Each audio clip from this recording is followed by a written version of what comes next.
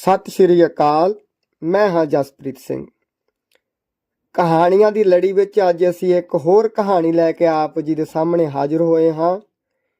ਇਹ ਕਹਾਣੀ ਵੀ ਪੰਜਾਬੀ ਦੇ ਮਹਾਨ ਲੇਖਕ ਨਾਨਕ ਸਿੰਘ ਹੋਰਾਂ ਦੀ ਲਿਖੀ ਹੋਈ ਹੈ ਤੇ ਕਹਾਣੀ ਦਾ ਨਾਮ ਹੈ ਸੁਨਹਿਰੀ ਜਿਲਦ।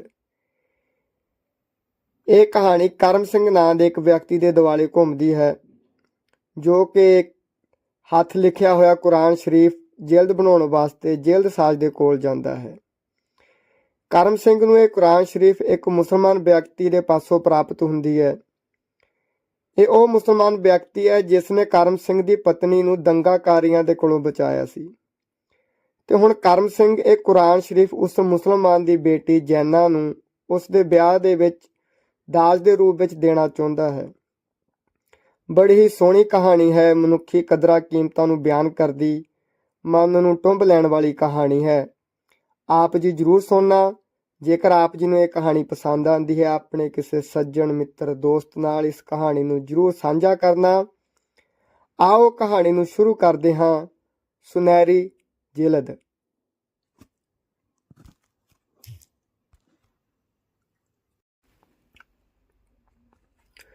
ਕਿਉਂ ਜੀ, ਤੁਸੀਂ ਸੁਨਹਿਰੀ ਜਿਲਦਾਂ ਵੀ ਬੰਨ੍ਹਦੇ ਹੁੰਦੇ ਹੋ? ਖੈਰਦੀਨ ਦਫ਼ਤਰੀ, ਜੋ ਜਿਲਦਾਂ ਨੂੰ ਪੁਸ਼ਤੇ ਲਾ ਰਿਹਾ ਸੀ, ਗਾਹਕ ਦੀ ਗੱਲ ਸੁਣ ਕੇ ਬੋਲਿਆ, ਆਹੋ ਜੀ, ਜਿਹੋ ਜਿਹੀ ਕਹੋ ਬੰਨ੍ਹ ਦਿੰਦੇ ਹਾਂ। ਗਾਹਕ ਇੱਕ ਅੱਧਖੜ ਉਮਰ ਦਾ ਸਿੱਖ ਸੀ। ਹੱਟੀ ਦੇ ਫੱਟੇ ਤੇ ਬੈਠ ਕੇ ਉਹ ਕਿਤਾਬ ਦੇ ਉਤਲੇ ਰੁਮਾਲਾਂ ਨੂੰ ਬੜੇ ਅਦਬ ਤੇ ਕੋਮਲਤਾ ਨਾਲ ਖੋਲ੍ਹਣ ਲੱਗ ਪਿਆ। 5-6 ਰੁਮਾਲ ਉਤਾਰਨ ਤੋਂ ਬਾਅਦ ਉਸਨੇ ਵਿੱਚੋਂ ਇੱਕ ਕਿਤਾਬ ਕੱਢੀ। ਦਫ਼ਤਰੀ ਦੀ ਹੱਟੀ ਵਿੱਚ ਜਿੰਨੇ ਕਾਰੀਗਰ ਕੰਮ ਕਰ ਰਹੇ ਸਨ, ਸਾਰੇ ਹੀ ਕਿਤਾਬ ਵੱਲ ਤੱਕ ਕੇ ਮੂੰਹ ਨੀਵਾਂ ਪਾ ਕੇ ਹੱਸਣ ਲੱਗ ਪਏ। ਇੱਕ ਨੇ ਤਾਂ ਪੋਲੇ ਜਿਹੇ ਮੂੰਹ ਨਾਲ ਆਖ ਹੀ ਦਿੱਤਾ, ਕੱਖਾਂ ਦੀ ਕੁੱਲੀ ਤੇ ਹਾਥੀ ਦੰਦ ਦਾ ਪਰਨਾਲਾ। ਕਿਉਂਕਿ ਕਿਤਾਬ ਸਾਰੀ ਬਰਕਾ ਹੋਈ ਸੀ। ਉਸ ਦੇ ਧੂਏ ਰੰਗੇ ਸਫ਼ੇ ਹੱਥ ਲਾਇਆ ਭੁਰਦੇ ਜਾਂਦੇ ਸਨ। ਜਿਲਦ ਦੀ ਥਾਂ ਉਸ ਦੇ ਦੋਹੀਂ ਪਾਸੇ 2 ਮੋਟੇ ਅਤੇ ਡਾਢੇ ਮੈਲੇ ਗੱਤੇ ਸਨ, ਜਿਨ੍ਹਾਂ ਦੀਆਂ ਨੁਕਰਾਂ ਮੁੜੀਆਂ ਸਨ। ਇਉਂ ਜਾਪਦਾ ਸੀ ਕਿ ਕਦੇ ਚਮੜੇ ਦੀ ਜਿਲਦ ਦੇ ਰੂਪ ਵਿੱਚ ਰਹਿ ਚੁੱਕੇ ਹੋਣ।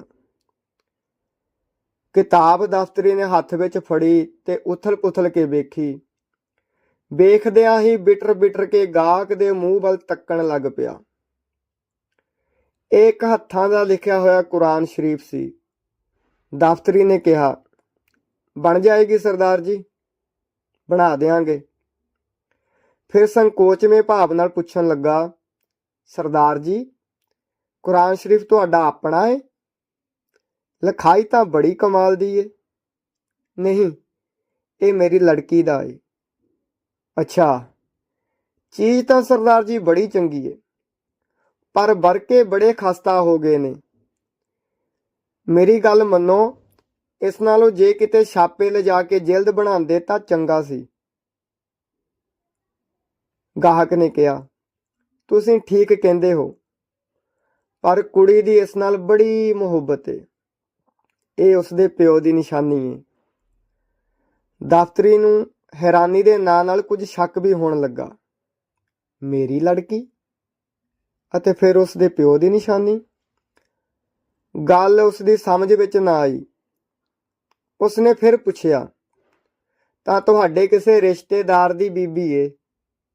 ਆਹੋ, ਨਹੀਂ, ਮੇਰੀ ਆਪਣੀ ਲੜਕੀ ਏ। ਹਾਂ, ਦੱਸੋ ਕਦੋਂ ਤੱਕ ਦਿਓਗੇ? ਮੈਨੂੰ ਇਸ ਦੀ ਬਹੁਤ ਛੇਤੀ ਲੋੜ ਏ। ਅੱਜ ਤੋਂ ਚੌਥੇ ਦਿਨ ਲੜਕੀ ਦਾ ਵਿਆਹ ਏ ਤੇ ਮੈਂ ਉਸ ਨੂੰ ਦਾਜ ਵਿੱਚ ਦੇਣਾ ਚਾਹੁੰਦਾ ਹਾਂ। ਹਾਂ ਸੱਚ, ਇੱਕ ਕੰਮ ਹੋਰ ਕਰਨਾ। ਜਿਲਦ ਉੱਤੇ ਸੁਨਹਿਰੀ ਅੱਖਰਾਂ ਵਿੱਚ ਬੀਬੀ ਜੈਨਾ ਲਿਖ ਦੇਣਾ। ਪੈਸਿਆਂ ਵੱਲੋਂ ਕੋਈ ਪਰਵਾਹ ਨਾ ਕਰਨਾ, ਜੋ ਕਹੋਗੇ ਦੇ ਦਿਆਂਗਾ, ਬਸ ਕੰਮ ਵਧੀਆ ਹੋਣਾ ਚਾਹੀਦਾ ਏ। ਜਿਉਂ-ਜਿਉਂ ਦਫ਼ਤਰੀ ਇਸ ਪੇਚ ਨੂੰ ਖੋਲ੍ਹਣ ਦੀ ਕੋਸ਼ਿਸ਼ ਕਰਦਾ ਸੀ, ਤਿਉਂ-ਤਿਉਂ ਉਹ ਹੋਰ ਉਲਝਣ ਵਿੱਚ ਪੈਂਦਾ ਜਾਂਦਾ ਸੀ। ਇਸ ਅਨੋਖੀ ਗੱਲ ਕਥ ਨੇ ਉਸ ਦੇ ਹੋਰ ਸਾਥੀਆਂ ਤੋਂ ਵੀ ਆਰਾ ਮਿਸਤਰ ਛੁਡਾ ਦਿੱਤੇ। ਕਰਮ ਸਿੰਘ ਨੇ ਜਦ ਦੇਖਿਆ ਕਿ ਸਾਰੇ ਜਾਣੇ ਹੀ ਇਹ ਹਾਲ ਸੁਣਨ ਦੇ ਚਾਹਵਾਨ ਹਨ ਤੇ ਉਸਨੇ ਉਹਨਾਂ ਨੂੰ ਇਸ ਤਰ੍ਹਾਂ ਦੱਸਣਾ ਸ਼ੁਰੂ ਕਰ ਦਿੱਤਾ। ਦੇਖੋ ਜੀ, ਗੱਲ ਕੁਝ ਇਸ ਤਰ੍ਹਾਂ ਹੈ ਕਿ ਅੱਜ ਤੋਂ 5 ਵਰ੍ਹੇ ਪਹਿਲਾਂ ਦਾ ਜ਼ਿਕਰ ਹੈ, ਜਦ ਇਸ ਸ਼ਹਿਰ ਵਿੱਚ ਹਿੰਦੂਆਂ ਮੁਸਲਮਾਨਾਂ ਦਾ ਬੜਾ ਭਾਰੀ ਫਸਾਦ ਹੋਇਆ ਸੀ। ਉਨੀ ਦਿਨੀ ਮੈਂ ਬਜਾਜੀ ਦੀ ਹੱਟੀ ਕਰਦਾ ਸਾਂ। ਘਰ ਵਿੱਚ ਅਸੀਂ ਦੋਵੇਂ ਜੀ ਸਾਂ, ਮੈਂ ਤੇ ਮੇਰੀ ਘਰ ਵਾਲੀ। ਦੁਪਹਿਰ ਵੇਲੇ ਸਾਰੇ ਸ਼ਹਿਰ ਵਿੱਚ ਰੌਲਾ ਪੈ ਗਿਆ। ਫਸਾਦ ਦਾ ਮੁੱਢ ਉਸੇ ਮੁਹੱਲੇ ਤੋਂ ਵੱਜਾ ਜਿਸ ਵਿੱਚ ਮੇਰਾ ਘਰ ਸੀ, ਤੇ ਮੁਹੱਲਾ ਲਗਭਗ ਮੁਸਲਮਾਨਾਂ ਦਾ ਹੀ ਸੀ। ਹੱਟੀ ਬੰਦ ਕਰਕੇ ਮੈਂ ਬਾਹੋ ਦਾ ਹੀ ਘਰ ਵੱਲ ਭੱਜਾ। ਰਾਹ ਵਿੱਚ ਟੋਲਿਆਂ ਦੇ ਟੋਲੇ ਡਾਂਗਾਂ ਫੜੀ ਦਗੜ ਦਗੜ ਕਰਦੇ ਫਿਰਦੇ ਸਨ। ਮੈਂ ਘਰ ਪੁੱਜਾ, ਪਰ ਦਰਵਾਜ਼ੇ ਨੂੰ ਜੰਦਰਾ ਲੱਗਾ ਵੇਖ ਕੇ ਮੇਰੀ ਤਸੱਲੀ ਹੋ ਗਈ ਕਿ ਮੇਰੀ ਘਰਵਾਲੀ ਸਤਵੰਤ ਕੌਰ ਆਪਣੀ ਮਾਸੀ ਦੇ ਘਰ ਚਲੀ ਗਈ ਹੈ। ਉਸ ਦੀ ਮਾਸੀ ਦਾ ਘਰ ਖਤਰੰਮੇ ਪਾਸੇ ਸੀ। ਆਪਣੇ ਘਰ ਵਾਲੀ ਦੀ ਦੂਰ ਅੰਦੇਸ਼ੀ ਨੂੰ ਦਿਲ ਵਿੱਚ ਸਲੋਂਦਾ ਹੋਇਆ ਮੈਂ ਆਪਣੀ ਮਮੇਸ਼ ਦੇ ਘਰ ਵੱਲ ਤੁਰ ਪਿਆ। ਮੇਰਾ ਉਤਲਾ ਸਾਹ ਉੱਤੇ ਤੇ ਹੇਠਾਂ ਰਹਿ ਗਿਆ। ਜਦੋਂ ਮੈਨੂੰ ਪਤਾ ਲੱਗਾ ਕਿ ਸਤਵੰਤ ਕੌਰ ਇੱਥੇ ਨਹੀਂ ਆਈ, ਮੱਥੇ ਤੇ ਹੱਥ ਮਾਰ ਕੇ ਮੈਂ ਉੱਥੇ ਹੀ ਬੈਠ ਗਿਆ। ਸਾਡੀ ਸਾਰੇ ਦਿਨ ਦੀ ਸਿਰ ਤੋਰ ਭਾਲ ਦਾ ਕੁਝ ਵੀ ਸਿੱਟਾ ਨਾ ਨਿਕਲਿਆ ਤੇ ਇੱਧਰ ਫਸਾਦ ਪਲ ਪਲ ਜ਼ੋਰਾਂ ਤੇ ਹੁੰਦਾ ਜਾਂਦਾ ਸੀ। ਕਈ ਮੁਹੱਲੇ ਫੂਕੇ ਗਏ, ਕਈ ਦੁਕਾਨਾਂ ਲੁੱਟੀਆਂ ਗਈਆਂ, ਕਈ ਬੇਦੋਸ਼ੀਆਂ ਦੇ ਲਹੂ ਬਹਾਏ ਗਏ। ਹੱਫ ਟੁੱਟ ਕੇ ਮੈਂ ਘਰ ਜਾ ਡਿੱਗਾ। ਚੰਗਾ ਹਨੇਰਾ ਪੈ ਗਿਆ ਸੀ। ਸਾਰੀ ਗਲੀ ਵਿੱਚ ਸੁੰਨਸਾਨ ਸੀ। ਕਿਸੇ ਵੇਲੇ ਪੈਦਲ ਤੇ ਸਵਾਰ ਸਵਾਈਆਂ ਦੇ ਫਿਰਨ ਦੀ ਆਵਾਜ਼ ਆਉਂਦੀ। ਇਸੇ ਵੇਲੇ ਸੇਵਾ ਸੰਮਤੀ ਦਾ ਇੱਕ ਵਲੰਟੀਅਰ ਮੇਰੇ ਘਰ ਆਇਆ। ਉਸਨੇ ਮੈਨੂੰ ਦੱਸਿਆ ਕਿ ਮੇਰੀ ਵਹੁਟੀ ਸਰਕਾਰੀ ਹਸਪਤਾਲ ਵਿੱਚ ਮੇਰੀ ਉਡੀਕ ਕਰ ਰਹੀ ਹੈ। ਮੈਨੂੰ ਸੁਣ ਕੇ ਖੁਸ਼ੀ ਹੋਈ, ਪਰ ਡਰ ਤੇ ਸਹਿਮ ਦੀ ਭਰੀ ਹੋਈ। ਕਈ ਤਰ੍ਹਾਂ ਦੀਆਂ ਸੋਚਾਂ ਸੋਚਦਾ ਮੈਂ ਹਸਪਤਾਲ ਪਹੁੰਚਿਆ। ਉੱਥੇ ਜਾ ਕੇ ਮੈਂ ਜੋ ਕੁਝ ਡਿੱਠਾ ਉਸਨੇ ਮੈਨੂੰ ਹੋਰ ਵੀ ਹੈਰਾਨੀ ਵਿੱਚ ਪਾ ਦਿੱਤਾ। ਇੱਕ ਬੁੱਢਾ ਮੁਸਲਮਾਨ ਸਿਰ ਤੋਂ ਪੈਰਾਂ ਤੱਕ ਪੱਟੀਆਂ ਨਾਲ ਤੇ ਸਤਵੰਤ ਕੌਰ ਉਸਦੇ ਪਾਸ ਬੈਠੀ ਅਥਰੂ ਬਹਾਉਂਦੀ ਹੋਈ ਉਸਦੇ ਮੂੰਹ ਵਿੱਚ ਦੁੱਧ ਪਾਉਣ ਦਾ ਯਤਨ ਕਰ ਰਹੀ ਸੀ। ਮੈਨੂੰ ਦੇਖਦਿਆਂ ਹੀ ਉਹ ਮੇਰੇ ਗਲ ਲੱਗ ਗਈ। ਹੈਰਾਨੀ ਭਰੀ ਨਜ਼ਰ ਨਾਲ ਉਸ ਵੱਲ ਤੱਕਦਿਆਂ ਮੈਂ ਉਸਨੂੰ ਪਿਆਰ ਦਿਲਾਸਾ ਦਿੱਤਾ। ਮੇਰਾ ਭਾਵ ਸਮਝ ਕੇ ਉਹ ਬੋਲੀ, ਜੇ ਇਹ ਨਾ ਹੁੰਦੇ ਤਾਂ ਪਤਾ ਨਹੀਂ ਕੀ ਹੋ ਜਾਂਦਾ। ਇਸ ਤੋਂ ਅੱਗੇ ਉਹ ਬੋਲ ਨਾ ਸਕੀ। ਅੰਤ ਉਸਨੇ ਬੇਰਵੇ ਨਾਲ ਬੈਠ ਕੇ ਸਾਰੀ ਹੱਡ ਬੀਤੀ ਮੈਨੂੰ ਸੁਣਾਈ। ਉਸਨੇ ਦੱਸਿਆ ਕਿ ਫਸਾਦ ਦੀ ਖਬਰ ਸੁਣਦਿਆਂ ਹੀ ਸਾਰਾ ਗਹਿਣਾ ਗੱਟਾ ਤੇ ਨਕਦੀ ਇੱਕ ਟਰੰਕ ਵਿੱਚ ਪਾ ਕੇ ਮੈਂ ਮਾਸੀ ਦੇ ਘਰ ਵਿੱਚ ਤੁਰ ਪਈ।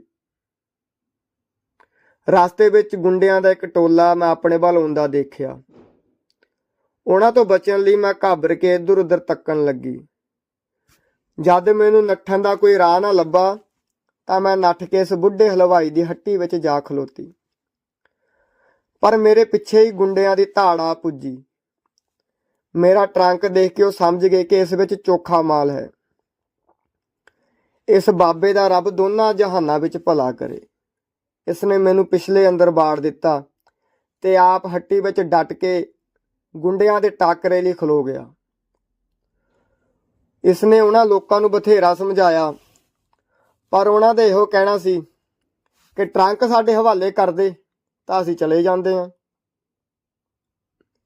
ਅੰਤ ਜਦੋਂ ਨਾ ਟਲੇ ਤਾਂ ਇਸਨੇ ਕੱਢਦੇ ਦੁੱਧ ਦੇ ਪਿਆਲੇ ਉਹਨਾਂ ਉੱਤੇ ਭਰ ਭਰ ਕੇ ਸੁੱਟਣੇ ਸ਼ੁਰੂ ਕਰ ਦਿੱਤੇ।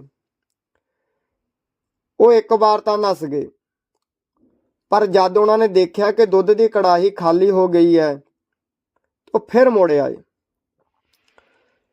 ਦੂਜੀ ਬੇਰਾ ਉਸਨੇ ਚੁੱਲ੍ਹੇ ਵਿੱਚੋਂ ਅੱਗ ਤੇ ਤੱਤੀ ਫੁਸਲ ਕੱਢ ਕੱਢ ਕੇ ਉਹਨਾਂ ਉੱਤੇ ਭਰਾਣੀ ਸ਼ੁਰੂ ਕਰ ਦਿੱਤੀ। ਕਈਆਂ ਦੇ ਮੂੰਹ, ਸਿਰ ਤੇ ਕੱਪੜੇ ਝੁਲਸ ਗਏ। ਪਰ ਇਸ ਨਾਲ ਉਹਨਾਂ ਦਾ ਜੋਸ਼ ਹੋਰ ਵੀ ਵੱਧ ਗਿਆ। ਜਦ ਚੁੱਲ੍ਹਾ ਵੀ ਖਾਲੀ ਹੋ ਗਿਆ ਤੇ ਇਸ ਬਾਬੇ ਪਾਸ ਕੋਈ ਹਥਿਆਰ ਨਾ ਰਿਹਾ ਤਾਂ ਉਹ ਸਾਰੇ ਹੱਟੀ ਤੇ ਆ ਚੜੇ ਤੇ ਕਾਫਰ ਕਾਫਰ ਕਹਿ ਕੇ ਇਸ ਵਿਚਾਰੇ ਨੂੰ ਹੱਥੋਂ ਹੱਥੀ ਲੈ ਲਿਆ, ਮਾਰ ਮਾਰ ਕੇ ਗਰੀਬ ਨੂੰ ਫੇਹ ਸੁੱਟਿਆ। ਫਿਰ ਉਹ ਸਾਰੇ ਗੁੰਡੇ ਮੇਰੇ ਵੱਲ ਵਧੇ, ਪਰ ਮੈਂ ਅੰਦਰੋਂ ਕੁੰਡਾ ਮਾਰ ਲਿਆ ਸੀ। ਉਹਨਾਂ ਨੂੰ ਬੂਹਾ ਭੰਨਣ ਵਿੱਚ ਚੋਖਾ ਚਿਰ ਲੱਗ ਗਿਆ। ਇਸ ਵੇਲੇ ਪੁਲਿਸ ਆ ਗਈ ਦਾ ਰੌਲਾ ਪੈ ਗਿਆ ਤੇ ਉਹ ਸਾਰੇ ਜਿੱਧਰ ਮੂੰਹ ਆਇਆ ਨੱਸ ਗਏ। ਬਾਬਾ ਲਹੂ ਲੁਹਾਨ ਹੋਇਆ ਪਿਆ ਸੀ। ਸੇਵਾ ਸੰਮਤੀ ਵਾਲਿਆਂ ਨੇ ਉਸ ਨੂੰ ਸਟ੍ਰੈਚਰ ਤੇ ਪਾ ਲਿਆ। ਮੈਂ ਵੀ ਆਪਣਾ ਟਰੰਕ ਚੱਕ ਕੇ ਬਾਬੇ ਨਾਲ ਹੀ ਇੱਥੇ ਹਸਪਤਾਲ ਆ ਗਈ। ਦਿਹਾੜੀ ਵਿੱਚ ਕਈ ਵਾਰ ਸੇਵਾ ਸੰਮਤੀ ਵਾਲੇ ਤੁਹਾਨੂੰ ਘਰੋਂ ਤੇ ਹੱਟੀਆਂ ਲੱਭਣਗੇ, ਪਰ ਤੁਹਾਡਾ ਕੁਝ ਪਤਾ ਨਾ ਲੱਗਾ। ਥੋੜਾ ਚਿਰ ਠਹਿਰ ਕੇ ਕਰਮ ਸਿੰਘ ਦਫ਼ਤਰੀ ਨੂੰ ਫਿਰ ਸੁਣਾਉਣ ਲੱਗਾ। ਸਤਵੰਤ ਕੌਰ ਦੀਆਂ ਗੱਲਾਂ ਸੁਣ ਕੇ ਮੇਰੇ ਲੂਹ ਕੰਡੇ ਖੜੇ ਹੋ ਗਏ। ਮੈਂ ਬੇਹੋਸ਼ ਪਏ ਬਾਬੇ ਦੇ ਪੈਰਾਂ ਤੇ ਸ਼ਰਧਾ ਨਾਲ ਕਈ ਵਾਰ ਮੱਥਾ ਟੇਕਿਆ। ਦੂਜੇ ਦਿਨ ਸਵੇਰੇ ਬਾਬੇ ਨੂੰ ਹੋਸ਼ ਆਈ। ਉਸ ਦੇ ਮੂੰਹੋਂ ਪਹਿਲਾ ਵਾਕ ਨਿਕਲਿਆ, ਜੈਨਾ, ਜੈਨਾ ਪੁੱਤ ਤੂੰ ਕਿੱਥੇ ਐ? ਥੋੜੇ ਚਿਰ ਪਿੱਛੋਂ ਉਸ ਨੂੰ ਹੋਸ਼ ਚੰਗੀ ਤਰ੍ਹਾਂ ਆ ਗਈ ਤੇ ਆਪਣੇ ਆਪ ਹੀ ਉਸ ਨੂੰ ਸਾਰੀ ਗੱਲ ਦੀ ਚੰਗੀ ਤਰ੍ਹਾਂ ਸਮਝ ਆ ਗਈ। ਅਸੀਂ ਦੋਵੇਂ ਉਸ ਦੇ ਪੈਰਾਂ ਤੇ ਸਿਰ ਰੱਖ ਕੇ ਉਸ ਦਾ ਧੰਨਵਾਦ ਕਰਨ ਲੱਗ ਪਏ। ਬਾਬਾ ਪਿਆਰ ਨਾਲ ਸਾਨੂੰ ਇਸ ਕੰਮੋਂ ਰੋਕਦਾ ਹੋਇਆ ਬੋਲਿਆ, ਸਰਦਾਰ ਜੀ, ਮੈਂ ਤੁਹਾਡੇ ਤੇ ਕੋਈ ਅਹਿਸਾਨ ਨਹੀਂ ਕੀਤਾ। ਜਿਹੀ ਮੇਰੀ ਜੈਨਾ ਬੱਚੀ ਤੇ ਹੀ ਏ। ਪਰ ਸਰਦਾਰ ਜੀ, ਅੱਲਾ ਦੇ ਵਾਸਤੇ ਜੈਨਾ ਨੂੰ ਇੱਥੇ ਲੈ ਆਓ। ਇਹ ਇਕੱਲੀ ਮਰ ਜਾਏਗੀ। ਜੇ ਵਿਚਾਰੀ ਦੀ ਮਾਂ ਜਿਉਂਦੀ ਹੁੰਦੀ ਤਾਂ ਵੀ ਮੇਰੇ ਪਿੱਛੋਂ ਰੁੱਲ ਖੁੱਲ ਕੇ ਪਲ ਜਾਂਦੀ। ਹੁਣ ਕੌਣ ਉਸ ਨੂੰ ਸੰਭਾਲੇ? ਕਹਿੰਦਾ ਹੋਇਆ ਬੁੱਢਾ ਬਾਬਾ ਰੋਣ ਲੱਗ ਪਿਆ। ਉਸ ਦੇ ਦੱਸੇ ਪਤੇ ਤੇ ਜਾ ਕੇ ਅਸੀਂ ਜੈਨਾ ਨੂੰ ਲੈ ਆਏ। ਜੈਨਾ ਉਸ ਵੇਲੇ 10 ਕੁ ਵਰ੍ਹਿਆਂ ਦੀ ਸੀ। ਡਾਢੀ ਭੋਲੀ ਭਾਲੀ। ਭਾਵੇਂ ਰੋ ਰੋ ਕੇ ਉਹ ਬੇਹਾਲ ਹੋਈ ਹੋਈ ਸੀ, ਪਰ ਪਿਓ ਦੇ ਗਲ ਲੱਗ ਕੇ ਉਸ ਦਾ ਦੁੱਖ ਅੱਧਾ ਹੋ ਗਿਆ। ਸਵਾ ਮਹੀਨਾ ਹਸਪਤਾਲ ਰੱਖਣ ਤੇ ਵੀ ਜਦ ਅਸੀਂ ਬਾਬੇ ਨੂੰ ਕੋਈ ਫਰਕ ਪੈਂਦਾ ਨਾ ਦੇਖਿਆ ਤਾਂ ਅਸੀਂ ਉਸ ਨੂੰ ਆਪਣੇ ਘਰ ਲੈ ਆਏ। ਬਾਬੇ ਦੇ ਅੰਦਰ ਦੀਆਂ ਸੱਟਾਂ ਨੇ ਉਸ ਦਾ ਲੱਕ ਉੱਕਾ ਹੀ ਨਕਾਰਾ ਕਰ ਦਿੱਤਾ ਸੀ ਤੇ ਛਾਤੀ ਦੀਆਂ ਸੱਟਾਂ ਵੀ ਗੁੱਝੀਆਂ ਸਨ। ਘਰ ਆ ਕੇ ਜੈਨਾ ਸਾਡੇ ਨਾਲ ਇਸ ਤਰ੍ਹਾਂ ਘੁਲ ਮਿਲ ਗਈ ਜਿਵੇਂ ਸਾਡੇ ਹੀ ਘਰ ਜੰਮੀ ਪਲੀ ਹੈ। ਉਹ ਸਾਨੂੰ ਡਾਢੀ ਪਿਆਰੀ ਲੱਗਦੀ ਸੀ। ਸਤਵੰਤ ਕੌਰ ਨੂੰ ਤਾਂ ਜਿਵੇਂ ਕੋਈ ਖਜ਼ਾਨਾ ਲੱਭ ਪਿਆ ਸੀ। ਸਾਡੀ ਵੀ ਕਦੇ 3 ਵਰ੍ਹਿਆਂ ਦੀ ਇੱਕ ਕੁੜੀ ਸੀ ਜੋ ਰੱਬ ਨੇ ਸਾਨੂੰ ਦੇ ਕੇ ਫਿਰ ਲੈ ਲਈ ਸੀ ਤੇ ਸਾਨੂੰ ਇਹੋ ਜਾਪਦਾ ਸੀ ਕਿ ਰੱਬ ਨੇ ਸਾਥੋਂ ਖੋਈ ਹੋਈ ਉਹੀ ਚੀਜ਼ ਸਾਨੂੰ ਫਿਰ ਮੋੜ ਦਿੱਤੀ ਹੈ। ਅਸੀਂ ਇੱਕ ਪਲ ਵੀ ਜੈਨਾ ਨੂੰ ਅੱਖੋਂ ਓਹਲੇ ਨਹੀਂ ਸੀ ਕਰਦੇ। ਮੰਜੇ ਤੇ ਪਿਆ ਬਾਬਾ ਜਦ ਸਾਨੂੰ ਜੈਨਾ ਨਾਲ ਪਿਆਰ ਕਰਦਾ ਦੇਖਦਾ ਸੀ ਤਾਂ ਖੁਸ਼ੀ ਨਾਲ ਉਸ ਦੀਆਂ ਅੱਖਾਂ ਵਿੱਚ ਅੱਥਰੂ ਆ ਜਾਂਦੇ ਸਨ। ਅਸੀਂ ਬਥੇਰੇ ਡਾਕਟਰ ਬਦਲੇ, ਪਰ ਬਾਬੇ ਨੂੰ ਫਰਕ ਨਾ ਪਿਆ। ਇੱਕ ਦਿਨ ਅਚਾਨਕ ਹੀ ਉਸ ਦੀ ਛਾਤੀ ਵਿੱਚੋਂ ਲਹੂ ਆਉਣ ਲੱਗ ਪਿਆ ਤੇ ਪੈਰੋਂ ਪੈਰ ਉਸ ਦੀ ਹਾਲਤ ਖਰਾਬ ਹੋਣ ਲੱਗੀ ਤੇ ਆਖੀਰ ਇੱਕ ਰਾਤ ਉਹ ਜੈਨਾ ਦੀ ਬਾਂਹ ਸਤਵੰਤ ਕੌਰ ਦੇ ਹੱਥਾਂ ਵਿੱਚ ਫੜਾ ਕੇ ਸ਼ਾਂਤੀ, ਤਸੱਲੀ ਤੇ ਬੇਫਿਕਰੀ ਨਾਲ ਇਸ ਦੁਨੀਆ ਤੋਂ ਵਿਦਾ ਹੋ ਗਿਆ। ਤੇ ਦੂਜੇ ਦਿਨ ਇੱਕ ਸਿੱਖ ਦੇ ਘਰ ਵਿੱਚੋਂ ਮੁਸਲਮਾਨ ਦਾ ਜਨਾਜ਼ਾ ਨਿਰੋਲ ਮੁਸਲਮਾਨੀ ਤਰੀਕੇ ਨਾਲ ਨਿਕਲਦਾ ਦੇਖ ਕੇ ਸਾਰਾ ਗਲੀ ਮੁਹੱਲਾ ਪਿਆਰ ਦੇ ਅਥਰੂ ਬਹਾ ਰਿਹਾ ਸੀ।